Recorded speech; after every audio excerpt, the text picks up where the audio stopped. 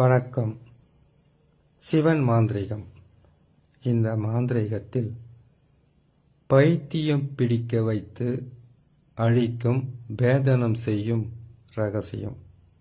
பைத்தியம் பிடிச்சு ஒருத்தர் அழியணும்னா அவங்க ஒவ்வொரு மனிதனுக்கும் கஷ்டங்களை கொடுக்கணும், துன்பங்களை கொடுக்கணும். குடும்பத்துக்கு அடங்காத, ஊருக்கும் அடங்காத பெண்களை ஏமாற்றியவர்களையும் பணத்துக்காக, சொத்துக்காக, தங்கத்துக்காக, இல்லை பகைக்காக மற்றவங்களை கொடூரமாக அழிக்க நினைப்பவர்களையும், வீணான மற்றவர்களுக்கு தொல்லைகளை கொடுக்குறவங்களையும். இப்போ ஊருக்குள்ளே ஒரு ரவுடி இருப்பாங்க, இல்லை பகைவர்களை அழிக்கிறதுக்காக அவங்க துஷ்டர்களாக மாறலாம்.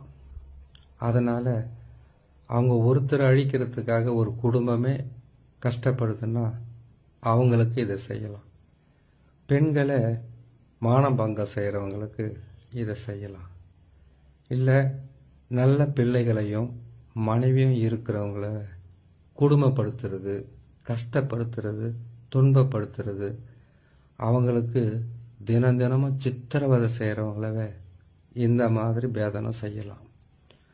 அப்பா அம்மா எத்தனையோ சொந்த பந்தம் இருந்தாலும் அந்த உறவுகளை, தகாத உறவுகளை, தகாத வார்த்தைகளை, தகாத வேலைகளை செய்து குடும்பம் செய்கிறவங்களுக்கு, கொலைபாதகம் செய்கிறவங்களுக்கு இதை செய்யலாம். ஏழை மக்களை ஏமாற்றவங்களும் மற்றவங்களுக்கு துன்பத்தை தர்றவங்களுக்கும் இதை செய்யலாம்.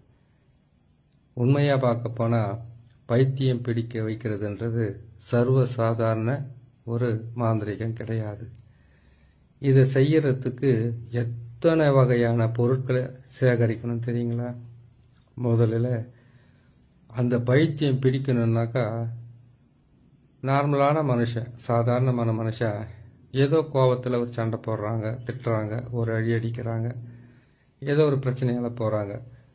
கால நேரம் கெட்டு இருக்கிற நேரத்தில் மற்றவங்களுக்கு பகையாக இருப்பாங்க, விரோதமாக இருப்பாங்க. ஆனால் இந்த கொடூரமான பைத்தியம் பிடிக்கிற விஷயத்தை செய்யணுன்னாக்கா இதே வேலையாகவே மற்றவங்களை ஏமாத்துறது, அடிக்கிறது, கொடுமைப்படுத்துறது, பெண்களை தவறான பாதைக்கு செய்ய சொல்கிறது, இல்லை ஏமாத்துறது, இல்லை அவங்கள வழிப்பறி செய்கிறது, இல்லை அவங்கள ஏமாற்றி காசு பணத்தை பிடுங்கிறது, இந்த மாதிரிலாம் செஞ்சு ஆகணும் கட்டாயப்படுத்துறது. எத்தனையோ கொடுமைகளில் கொலைபாதகமும் ஒன்று. இது எல்லாம் செய்ய தூண்டக்கூடிய ஒரு சில மனிதர்களை தான் இந்த மாதிரி செய்யணும்.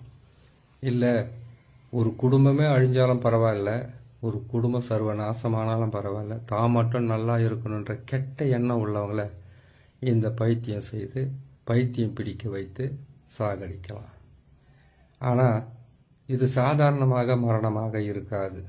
கொடூரமாக கஷ்டப்பட்டு திங்கிற சோத்துக்கும் போடுற துணிக்கும் அவங்க வாழற வாழ்க்கைக்கும் வித்தியாசப்பட்டு தெரு தெருவா, ஊர் ஊரா மற்றவங்களை எப்படியெல்லாம் அவங்களுடைய மனசை கஷ்டப்படுத்தி அவங்கள எப்படியெல்லாம் துன்பப்படுத்துனாங்களோ அதை விட 100 மடங்கு துன்பப்பட்டு யாருன்னு தெரியாமல், எந்த ஊருன்னு தெரியாமல் ஊர் ஊராக சுற்றி மரணிக்கிறது பேர் தான் பைத்தியம் பிடித்து அழிவத்தை தரக்கூடிய பேதனம் செய்கிறது. இந்த பேதனத்தை செய்யணும்னு கேட்டிங்கன்னா முதல்ல இதுக்கு தேவையான பொருட்கள்.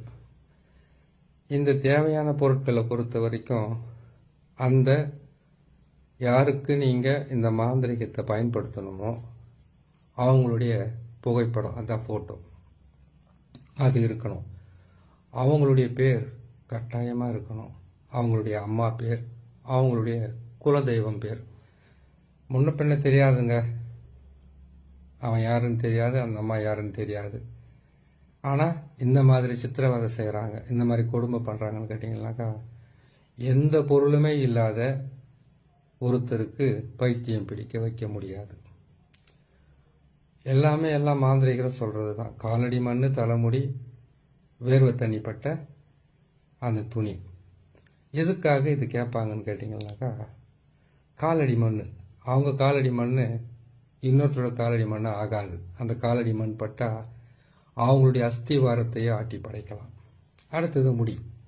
அவங்க உடலிருந்து இருக்கக்கூடிய நீர்ச்சத்து அதனுடைய வாசனையாலையும் அதனுடைய பலத்தாலையும் வரக்கூடிய தலைமுடி, அவங்க உடலில் வேர்வை துளியால் நனையப்பட்ட ஒரு துணி. இதை விட இன்னும் ஒரு தவறான வழியெல்லாம் இருக்குது. அது ரொம்ப அசிங்கமாக இருக்கும் சொன்னால் அதெல்லாம் செய்ய முடியாது. அது இந்த காலகட்டத்துக்கு சரி வராது.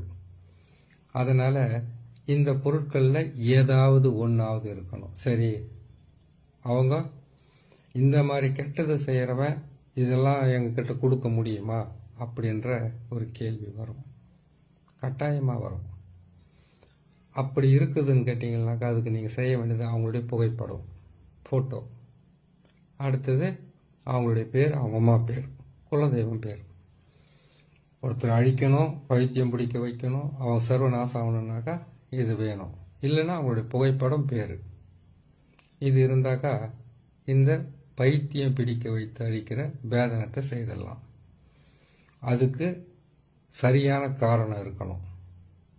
சரியான காரணம்னா கொடூரன், கொடூரமானவன், கொடுமைகளை செய்யக்கூடிய ஆண் பெண், எந்த பாதகம் வேணாலும் செய்ய தயாராக இருக்கிறவங்கள தான் இதை செய்யணும்னு சில விதிமுறைகள் இருக்குது.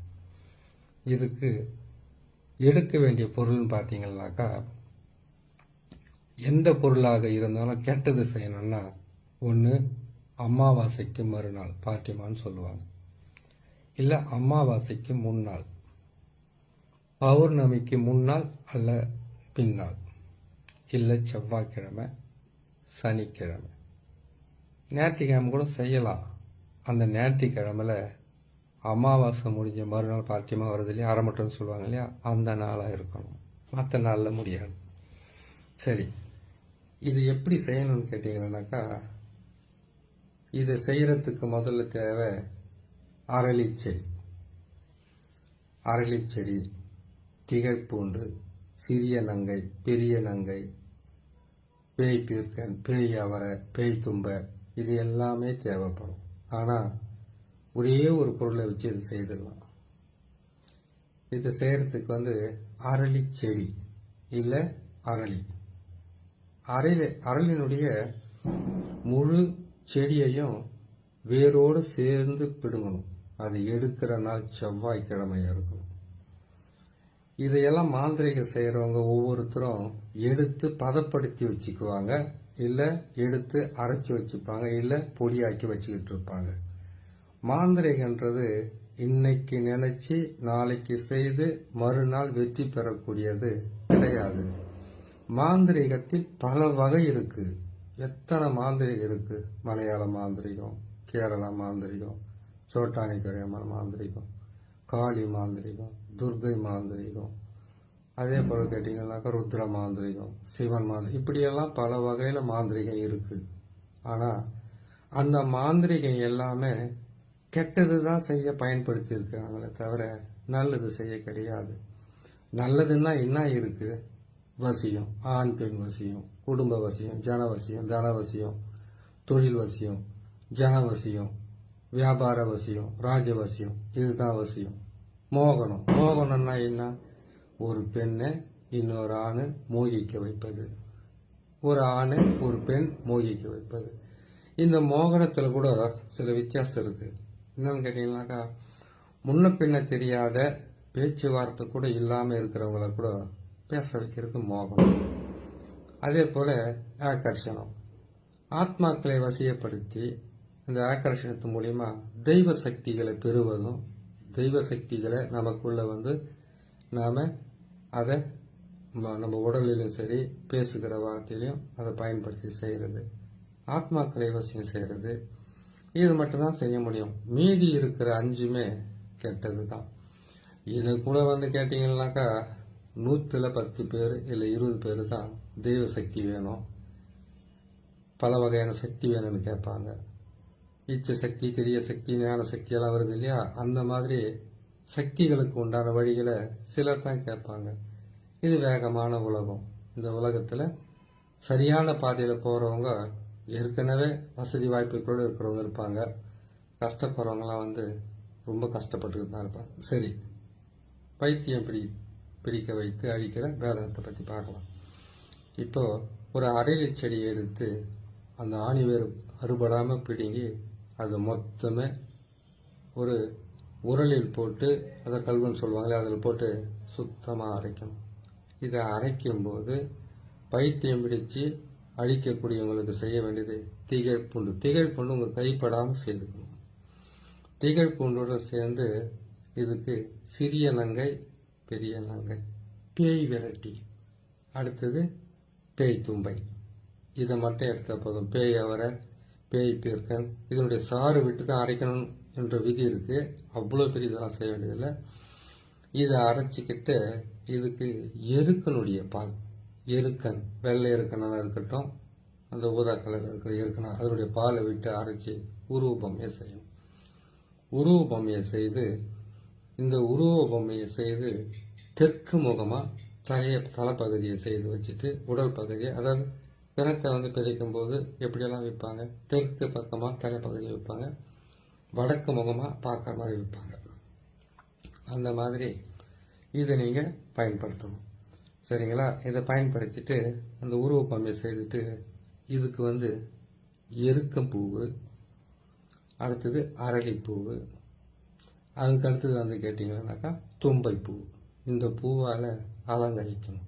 அலங்கரிச்சுட்டு மார்பு பகுதியில் இரும்பு தகுட்டால் பேர் எழுதணும். பேரை எழுதி இதுக்கு நீங்கள் போட வேண்டிய மை பார்த்தீங்கன்னாக்கா பிண்ட தைலம். பிண்ட தைலத்தை அந்த தகுட்டில் பேரை எழுதிட்டு அதில் அந்த தைலத்தை மையை வந்து அதில் தடவிடணும். தடவிட்டு இதுக்கு உண்டான வேதனை மந்திரன்றதுன்னு கேட்டிங்கன்னாக்கா நசி நசி நசி மசி மசி மசி பிரி பிரி பிரி நசி நசி. இந்த எழுத்தை மட்டும் 1008 கூட அவங்களுடைய பேரை சொல்லி மந்திரத்தை சொல்லணும். இந்த மந்திரத்தை சொல்லிட்டு இது வடக்கு முகமாக பார்க்குற மாதிரி தெற்கு பக்கம் தலை இருக்கிற மாதிரி வைக்கிறோம் இல்லையா, வச்சுட்டு இந்த தகுடவை நெஞ்சு பகுதியில் வச்சு முள்ளம்பன்றியோட முள்ளால் இந்த பிண்ட மையை எடுத்து குத்தணும். எங்கே குத்தணும்? இது வந்து ஒரு மாந்திரிக பாவையை செய்து எப்படியெல்லாம் குத்தணுன்றது ஒரு முறை சொல்கிறோம். இதை வந்து அழிக்கணும்னா மார்பு பகுதியில் ஒன்றும், தலைப்பகுதியில் ஒன்றும். தலைப்பகுதியில் வந்து நெத்தி பகுதியில் வந்து இதை குத்தக்கூடாது, உச்சியில் குத்துவாங்க. வேதனை செய்யணும்னா உச்சியில் குத்தும்போது மொத்தமே குத்த வேண்டியது வந்து மார்பு பகுதியில் ஒன்று, வலது பக்கம். இடது பக்கம் இதய துடிப்பு இருக்கும், உயிர் போயிடும். வலது பக்கத்தில் குத்தணும். நீங்கள் வலது பக்கத்தில் வந்து பன்றியோட முள்ளில் வந்து பிண்ட தைலத்தை தடவி அங்கே குத்திட்டு இந்த மந்திரத்தையும் அவங்களுடைய பேரையும் சொல்லி குத்திட்டு அவங்களுடைய புகைப்படத்தை உச்சந்தலையில் வச்சு இந்த முள்ளை குத்திடுவாங்க. பன்றியோட முள்ளை குத்திட்டு இதை கொண்டு போயிட்டு இதுக்கு கிருஷ்ணாயில், பெட்ரோல் இல்லை கற்பூரம் இது எல்லாமே ஊற்றி ஏதாச்சும் ஒன்று போட்டு எரிப்பாங்க. ஃபோட்டோவோடு எரித்து இதை கொண்டு போய் முதல்ல சுடுகாட்டில் ஒரு உருவ பொம்மை செய்து இந்த சாம்பில் போட்டு தலை கீழவும் கால் மேலவும் வர்ற மாதிரி புதைப்பாங்க. ஒன்றாச்சு. இரண்டாவது வந்து கேட்டிங்கன்னாக்கா இன்னொரு உருவ பொம்மையை செய்து இந்த சாம்பல் அதில் போட்டு கால் மேலவும் தலை கீழவும் ஒரு இடத்துல புதைக்கிறோம் இல்லையா சுடுகாட்டில். இடுகாட்டில் வந்து ஒரு பக்கமாக நம்ம படுக்கும்போது ஒரு பக்கமாக படுப்போம், அந்த மாதிரி ஒரு பக்கம் பதிப்பாங்க. மீதி இருக்கிற சாம்பலை கொண்டு போயிட்டு அந்த யாருக்கு பைத்தியம் பிடிக்க வைக்கணுமோ அவங்க போகிற வர்ற பாதையில் போட்டு விட்டு அவங்க வீட்டு வாசலில், அவங்க வீட்டுக்கிட்டெல்லாம் போக முடியாதுங்க, அப்படி இல்லைன்னு கேட்டிங்கனாக்கா அவங்க போகிற வர்ற பாதை இருக்கும், அந்த பாதையில் போடணும். அடுத்தது முக்கூட்டு வழியில் போகணும். இதனுடன் வேப்ப எண்ணெய் இல்லை எட்டி மரத்தினுடைய எட்டி விதையினுடைய தைலம் ஒன்று இருக்கும். அதெல்லாம் இப்போ கிடைக்கிறது ரொம்ப கஷ்டம். எட்டி தைலம் இதை வச்சு என்ன பண்ணாங்க கேட்டிங்கன்னா அதில் போட்டு இது பண்ணிவிட்டு அவங்க வீட்டுக்கு மேற்கு திசையில் போய் புதைப்பாங்க. அப்போ இதை புதைச்ச உடனே இதுக்கு இந்த மந்திரத்தை சொன்னால் உயிரூட்டம் வந்துடும். உயிரூட்டம் வந்த உடனே முதல்ல அவங்க பைத்தியம் பிடிச்சு வேதனை ஆகி அதுக்கப்புறம் தான் மரணம் அடைவாங்க. இதனுடைய செயல்பாடுகள் எப்படி தெரியுமா இருக்கும்? எவ்வளவோ பிரச்சனை பண்ணிக்கிட்டு இருந்தாங்க. அவங்க விழுறது கட்டாயமாக இந்த வேதனன்ற ஒரு மாந்திரிகத்தை பயன்படுத்தினாக்கா விழுந்தா முதல்ல தலையில தான் அடி விழும், இல்லை முகத்தில் அடி விழும், இல்லை தலையில் நீங்கள் எங்கே ஊசி குத்துறீங்க பாருங்கள் அதுக்கு இடது பக்கமாக அடிப்படும். அது விபத்தாக இருக்கலாம், சண்டையில் அடிப்படுறதா இருக்கலாம், இல்லை ஏதோ தவறி தலையில் விழுந்த மாதிரி இருக்கலாம், இல்லை அவங்கள தலையை போய் செவத்தில் இடிச்சுக்கிற மாதிரி இருக்கலாம், இல்லை ஏதோ ஒரு கொடூரமான ஆயுதத்தால் தாக்கப்படுற மாதிரி இருக்கலாம். வண்டி வாகனத்தில் போனால் கூட சரி இடிப்படுறது தலையில் தான் இருக்கும். அப்படி ஆகும்போது தன்னை தானே இழந்து தன்னுடைய சுயநினைவை இழந்து அவங்க பைத்தியம் பிடிச்சு அவங்க பல வகையில் கஷ்டப்பட்டு ஊராக சுற்றி தெருவாக சுற்றி கிழிஞ்ச துணியோட போடுற துணியும் சரியில்லாமல் உணவும் சரியில்லாமல் ஏதாவது ஒரு ஊரில் போய் மரணம் அடைவாங்க. இது செய்கிறது படு பாதகம்தான், செய்யக்கூடாது. ஆனால் இதை பெண்களுக்கு கொடுமைகளை செய்கிறவங்களும் ஒரு குடும்பத்தை சீரழிக்கிறவங்களும் பஞ்ச பாதகம் இல்லாத மற்றவங்களை கொல்றவங்களும் அடிக்கிறவங்களையும் ரவுடித்தனம் செய்கிறவங்களும் எத்தனை பேர் அழிஞ்சாலும் பரவாயில்ல தான் மட்டும் நல்லா இருக்கணும்னு நினைக்கிறவங்களும் ஒருத்தருக்கு கொடுமை செய்துட்டு அந்த கொடுமையை அதை பற்றி ஒரு துளி கூட கவலை இல்லாமல் சந்தோஷமாக திரிகிறவங்களையும் அவங்கள அழிக்கிறதுக்காக மாந்திரிகத்தில் குறிக்கப்பட்டிருக்க ஒரு முக்கியமான விஷயம். அதனால் இதை செய்யக்கூடிய நாள் சனி, செவ்வாய், அமாவாசைக்கு முன்னால் பின்னால், இல்லை பௌர்ணமிக்கு முன்னால் பின்னால், இல்லை ஞாயிற்றுக்கிழமையில் வரக்கூடிய அமாவாசைக்கு மறுநாள். இந்த நாளில் செய்தால் இந்த காரியம் கடுமையான பாதிப்புடன் மரணம் அடைவதற்குண்டான வழியை கொடுக்கும். செய்து பாருங்கள். இன்னொரு நல்ல பதிவோடு நான் பார்க்குறேன்.